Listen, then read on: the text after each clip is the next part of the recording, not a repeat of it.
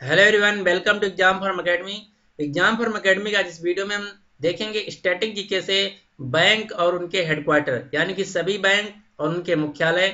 आप कोई भी एग्जाम देने जाएं जो कि मेनली बैंक एग्जाम होता है, बैंक का एग्जाम, इंश्योरेंस का एग्जाम या कोई भी एग्जाम जो आईपीएस एग्जाम कंडक्ट करवाता है, तो उन सब में एक क्वेश्चन आपको जरूर देखने को मिलेगा कि ये बैंक और उसके हेडक्वार्टर से रिलेटेड या बैंक उसकी टैगलाइन से रिलेटेड, बैंक और उसके सीईओ से रिलेटेड। तो उसी सीरीज को हम कंटिन्यू करते हुए इस सीरीज में हम इस वीडियो में कवर करेंगे बैंक और उनके हेडक्वार्टर।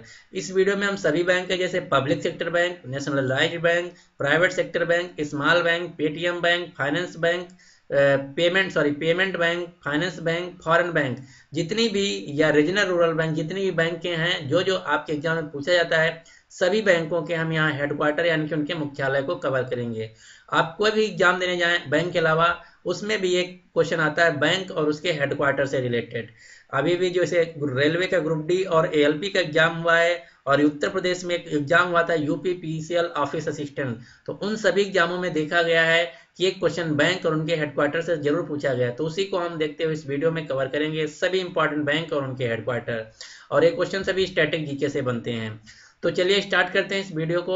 एक वीडियो स्टार्ट करने से पहले मैं आपको बता दूं, अगर अभी तक इस चैनल एग्जाम फॉर्म एकेडमी को आप सब्सक्राइब नहीं किए तो आपको एक नीचे रेड बटन दिख रहा होगा इस प्रकार के, तो उस पर प्रेस करके इस चैनल को सब्सक्राइब कर लीजिए, जिससे कि जब मैं नेक्स्ट वीडियो लाऊं तो आपको तुरंत नोटिफिकेशन मिल जाए और आपका कोई भी वीडियो मिस ना हो। तो चलिए स्टार्ट करते हैं इस वीडियो को फाइनली।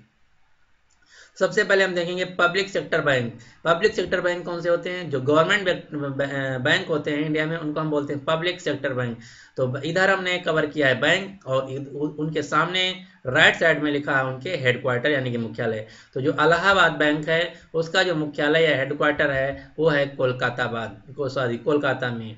अगला क्वेश्चन, आंध्रा बैंक। बैंक का जो हेडक्वार्टर है वो है हैदराबाद। फिर है bank of Baroda. Bank of Baroda का जो मुख्यालय है वो है वडोदरा। नेक्स्ट है बैंक ऑफ इंडिया।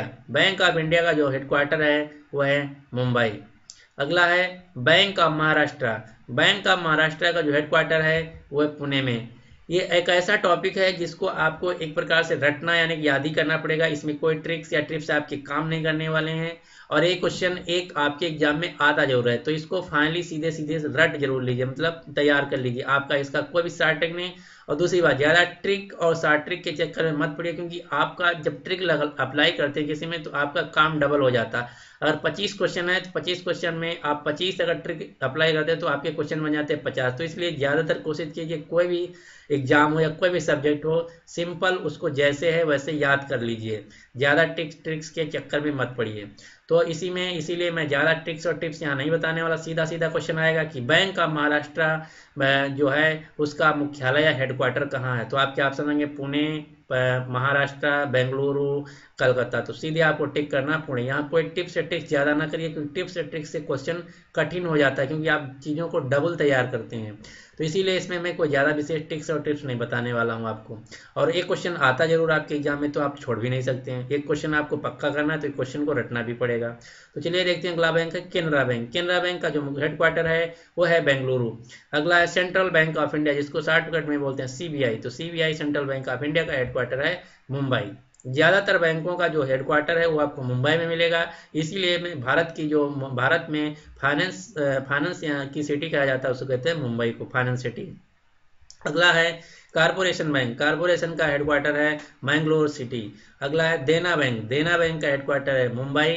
फिर ईसीजीसी बैंक। ईसीजीसी ये बहुत इंपॉर्टेंट बैंक है, ये जो है इसका हेडक्वार्टर है ईसीजीसी बैंक का मुंबई में। अगला क्वेश्चन है IDBI bank, industrial development bank of India, इसका हेडक्वार्टर है मुंबई।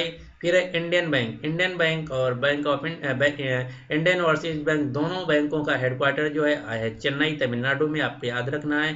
इंडियन बैंक और इंडियन ओवरसीज बैंक का हेडक्वार्टर जो है वो चेन्नई में। अगली बैंक है oriental bank of commerce. Oriental bank of commerce का जो हेडक्वार्टर है वो न्यू दिल्ली नहीं, ये है गुरुग्राम में, आपको याद रखना है। ओरिएंटल बैंक ऑफ कॉमर्स का जो हेडक्वार्टर या मुख्यालय है वो है गुरुग्राम, जो कि हरियाणा में पड़ता है। गुरुग्राम का पहले नाम था गुड़गांव। अगला क्वेश्चन है Punjab national bank. Punjab national bank का जो हेडक्वार्टर है वो है न्यू दिल्ली। सिर्फ और सिर्फ एक ही बैंक है जिसका हेडक्वार्टर है न्यू दिल्ली, वो है पंजाब नेशनल बैंक और पंजाब सिंध बैंक, जो कि इसकी सब्सिडरी बैंक है। अगला है पंजाब एंड सिंध बैंक, जिसका भी हेडक्वार्टर न्यू दिल्ली में है। अगला है state bank of India, India's largest public sector bank, ये है मुंबई। जो स्टेट बैंक ऑफ इंडिया यानी कि एसबीआई का मुख्यालय है वो है मुंबई में, और ये भारत की सबसे बड़ी पब्लिक सेक्टर बैंक है। अगला है सिंडिकेट बैंक। सिंडिकेट बैंक का है जो मुख्यालय है या हेडक्वार्टर है वो है मणिपाल, जो कि कर्नाटक में पड़ता है। नेक्स्ट है यूको बैंक। यूको बैंक का हेडक्वार्टर है कोलकाता। नेक्स्ट है union bank of India. Union bank of India का हेडक्वार्टर है मुंबई।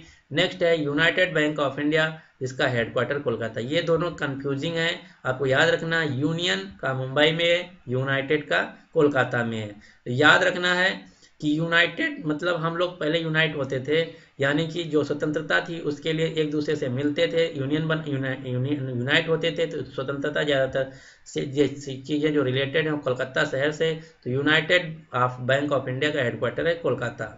अगला क्वेश्चन है विजया बैंक। विजया बैंक का जो हेडक्वार्टर है वो है बेंगलुरु, जो कि कर्नाटक की राजधानी है।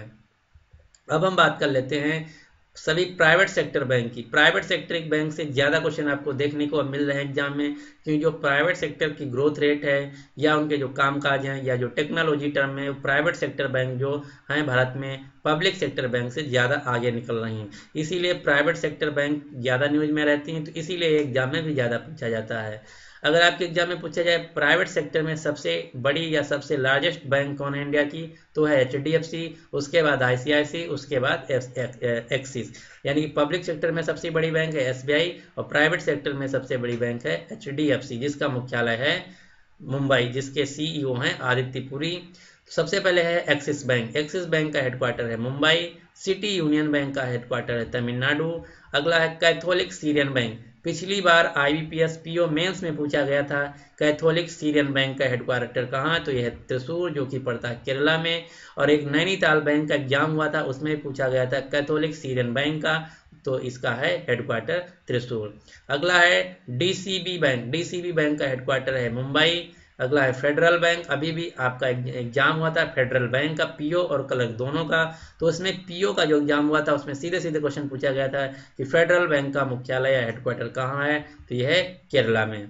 अगला है HDFC बैंक, जो इंडिया का सबसे लार्जेस्ट बैंक है प्राइवेट सेक्टर में, जिसके CEO हैं आदित्य पुरी, तो HDFC बैंक का मुख्यालय है मुंबई।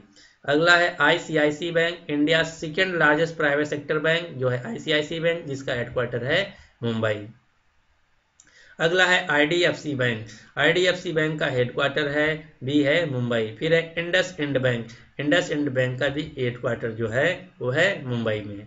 अगला है जम्मू एंड कश्मीर बैंक। जम्मू कश्मीर, जिसको शॉर्ट में बोलते हैं JNK बैंक, इसका हेडक्वार्टर है श्रीनगर।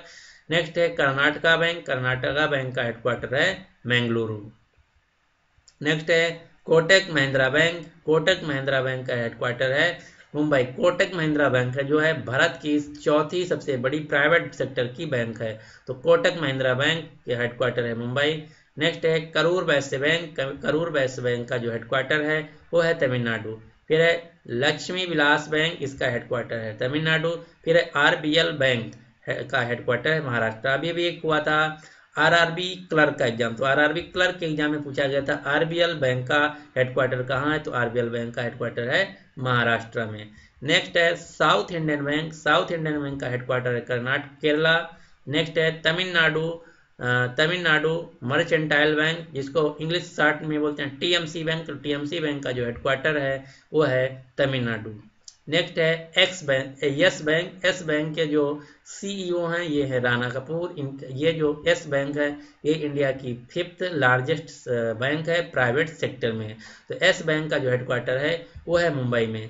और आपको एक और बैंक प्राइवेट सेक्टर में याद रखना है बंधन बैंक। बंधन बैंक का हेडक्वार्टर है कोलकाता। सिर्फ और सिर्फ एक ही प्राइवेट सेक्टर बैंक है जिसका नाम है बंधन बैंक, जिसका जो हेडक्वार्टर है वो है कोलकाता में। तो ये थे सभी पब्लिक सेक्टर बैंक और प्राइवेट सेक्टर बैंक, और ये वीडियो बड़ा हो जा रहा है इसीलिए हम नेक्स्ट वीडियो में कवर करेंगे स्मॉल बैंक, फाइनेंस बैंक और पेमेंट बैंक और फॉरेन बैंक के बैंक और हेडक्वार्टर। तो ये है इसका पार्ट 1। इसके बाद जो पार्ट 2 आएगा उसमें हम कवर करेंगे small bank, finance bank, payment bank और फॉरेन बैंक यानी कि विदेशी बैंकों के सभी इंपॉर्टेंट हेडक्वार्टर। एक मैं आपको बता देता हूं अभी भी, एक बैंक है HSBC, Hong Kong and Shanghai banking corporation. वो दुनिया का 7वां सबसे बड़ा प्राइवेट सेक्टर बैंक है, जो कि एग्जाम में बार बार पूछा जाता है। IBPS इसको मेनली पूछता है कि HSBC बैंक का जो हेडक्वार्टर है वो कहाँ है। तो सबसे पहले जो ऑप्शन रहता है आपका रहता है हांगकांग, फिर रहता है संघाई, फिर रहता है लंदन, फिर चौथा कोई भी एग्जाम डाल देते हैं ऑप्शन। तो ना तो हांगकांग है ना तो संघाई है, तो HSBC जिसका फुल फॉर्म है Hong Kong and Shanghai banking corporation, उसका हेडक्वार्टर है लंदन में। तो ये सभी क्वेश्चन जो हैं हम नेक्स्ट वीडियो में कवर करेंगे, जिसमें foreign bank, payment bank, small bank, finance bank, सभी बैंकों के सभी इंपॉर्टेंट बैंकों के हेडक्वार्टर कवर करेंगे। तो उम्मीद करता हूं कि आपको वीडियो पसंद आया होगा। तो अगर आपको वीडियो पसंद आया तो प्लीज़ इसको लाइक कर दीजिए और अपने दोस्तों के साथ शेयर भी कर दीजिए।